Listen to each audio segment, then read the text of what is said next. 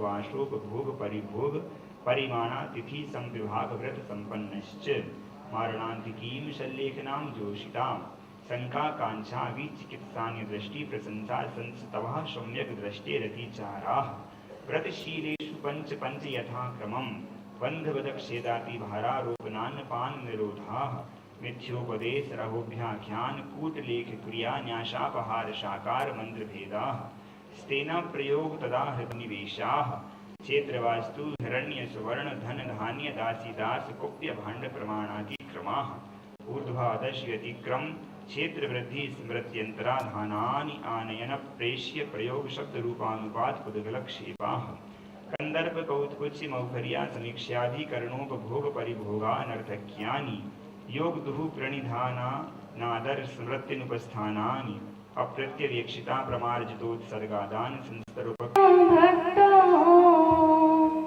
कि क्या हम देख पाते हैं अंधेरे दिल में उम्मीदों के दीपक जगमगाते हैं तुम अपनी आँख से रंगीन याम देखो जमाने की हमारी बंद आँखों से नजर गुरुदेव आते हैं हमारी बंद आँखों से नजर गुरुदेव आते शिखर जी के नजारे जो एक पल में देख लेते हम जो गुरु जी मुस्कुरा देते तो पारसनाथ मिल जाते जो गुरु जी मुस्कुरा देते तो सारे तीर्थ मिल जाते। बोलिए आचार्य गुरुदेव की। वीणा के तार हो तुम मेरी तो आवाज तुम वीणा मन गुरुवर एक पंछी पंछी के परवाज तुम मन वीणा के तार हो तुम मेरी तो आवाज तुम मन वीणा के तार हो तुम मेरी तो आवाज तुम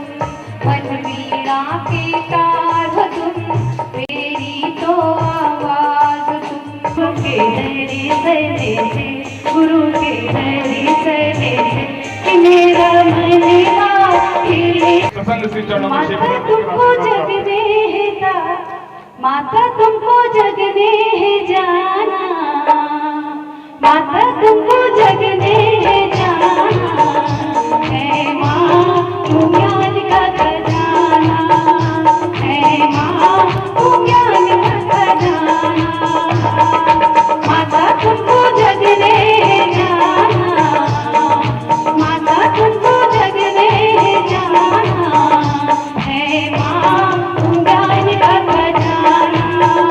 है माँ तू ज्ञान का खजाना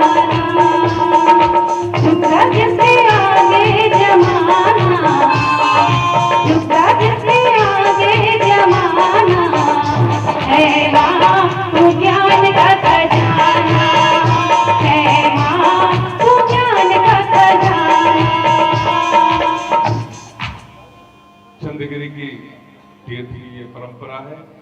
नौकर करके सभी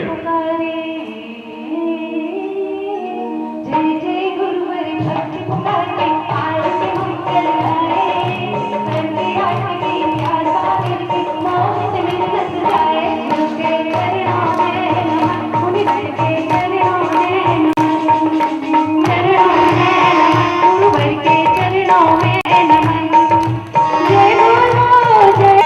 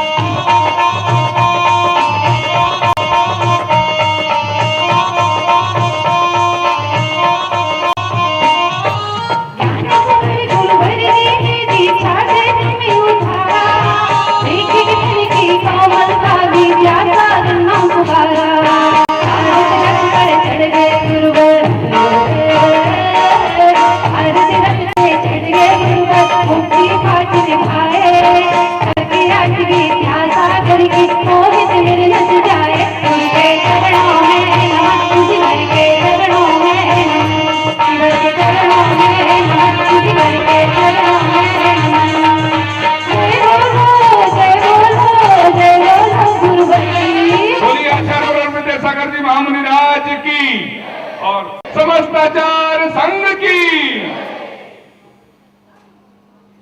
ओम नमस्तेभ्यः, ओम नमस्तेभ्यः, ओम नमस्तेभ्यः। अहिंसा परमो धर्म की। आचार्य गुरुवर श्री कुंद कुंड भगवान की। आचार्य गुरुवर श्री ज्ञान सागर मुनि महाराज की।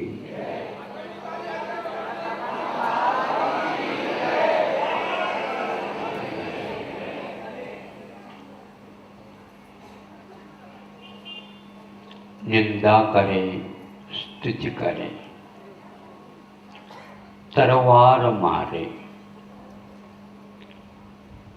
या आरती मणिमयी सहसा उतारे, साधु तथापि मन में समभाव धारे, वैरी सहोदर जिने एक सार सारे। इसमें निरभिमानता,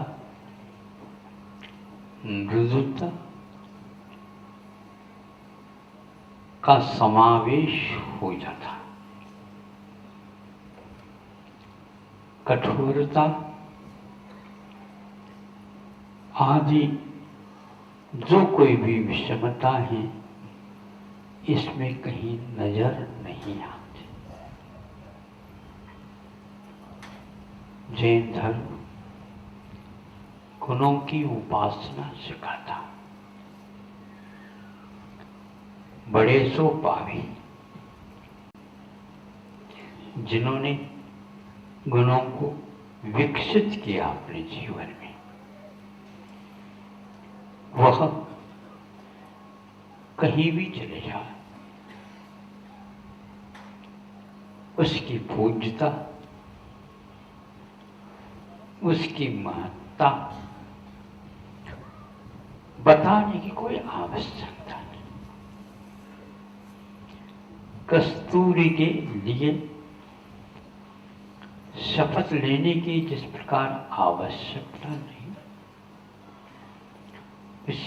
उसी प्रकार ये पूछे, इनकी पूजा करो, ये वंद्य हैं, इनकी वंदना करो, ये स्तुति हैं, इनकी स्तुति करो, ये गुणवान हैं, इनके गुणगान करो।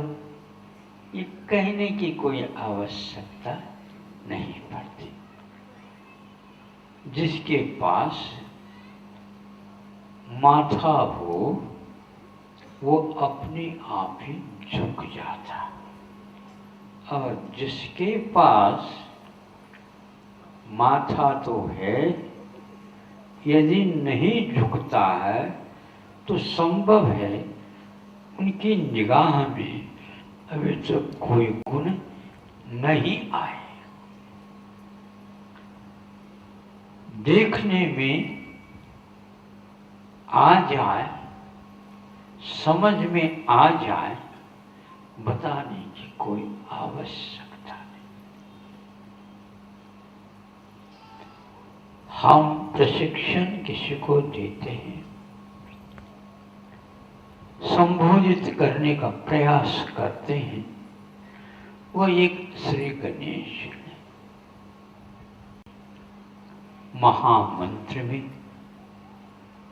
ऐसे ही गुणवानों की स्तुति, उनकी जाप करने का कुछ प्रशिक्षण हमें मिलता है। इसमें कहीं भी जैन नहीं लिखा गया, इसमें जैन कहीं भी नहीं लिखा और निकल भी नहीं सकता, उसमें लिखा भी नहीं जा सकता। इसलिए कि ऐसे गुणों का उसमें समावेश हो गया है, वह कहीं भी विश्व के कोने में हो उसके लिए पहुंच जाता है नमोस्तु। और इसमें कोई परख करने की कोई आवश्यकता नहीं, क्योंकि कस्तूरी के लिए शपथ ले, जितने आप शपथ लेंगे उतने संदेह और उत्पन्न होता। कई लोग थोड़े सिद्ध करने के लिए कोई हम तो उनका क्या शपथ लेकर ही करते हैं, हम तो इनके पिताजी के शपथ ले लेते, हम तो हमारी उनकी शपथ ले लेते। कभी कभी लोग और भी, हम तो भगवान के शपथ लेते। हाँ, मतलब लोग डर जाए, हाँ इतने वो करते। शपथ लेने से कुछ नहीं होता। यह प्रतिज्ञा शपथ लेने से पूर्ण होती है, ऐसा मैं नहीं समझता। यदि करने से यदि कार्य की पूर्ति होती है तो औपचारिकता हम कह सकते हैं।